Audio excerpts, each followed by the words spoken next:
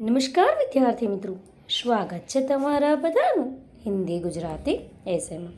આજે આપણે જોઈશું મહારાષ્ટ્ર રાજ્ય પર 10 વાક્ય ગુજરાતીમાં. તો ચાલો જોઈ લઈએ. નંબર 1.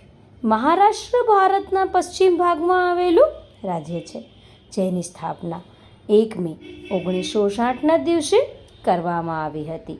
મહારાષ્ટ્રની મુખ્ય ભાષા મરાઠી છે. નંબર 2. આ રાજ્યનો આકાર ત્રિકોણ જેવો છે. નંબર 3.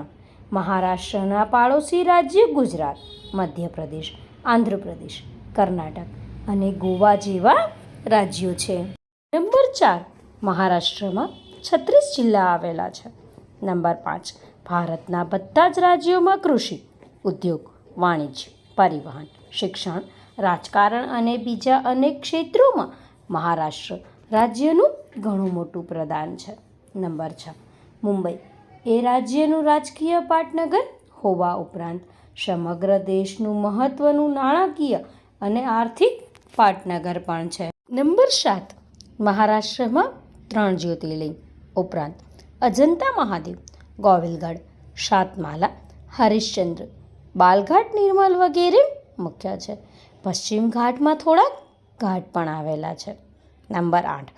મહારાષ્ટ્રમાં ગીર જંગલોમાં વાઘ, ચિત્તા, જંગલી ભેંસ, ચટાપટાવાળું જરખ, જંગલી કૂતરા, રીંછ, વાનર વગેરે ચોપંગા પ્રાણીઓ તથા વિવિધ પ્રકારના સર્પો, ગરોળી, મગર, કાચબા વગેરે સરીસૃપો તેમજ રંગબેરંગી પક્ષીઓ જોવા મળે છે. નંબર 9. ડાંગર, જુવાર, બાજરી, ઘઉં વગેરે ધાન્ય પાકો ઉપરાંત તુવેર, મગ, અડદ, ચણા અને બીજા કઠોળો તેમજ શેરડી તથા તેલીબિયાં વગેરે મહારાષ્ટ્રના મુખ્ય પાકો છે. નંબર 10. હોળી, રંગપંચમી, દશેરા, દિવાળી, ગુડી પડવો એ મહારાષ્ટ્રના મહત્ત્વના તહેવારો છે.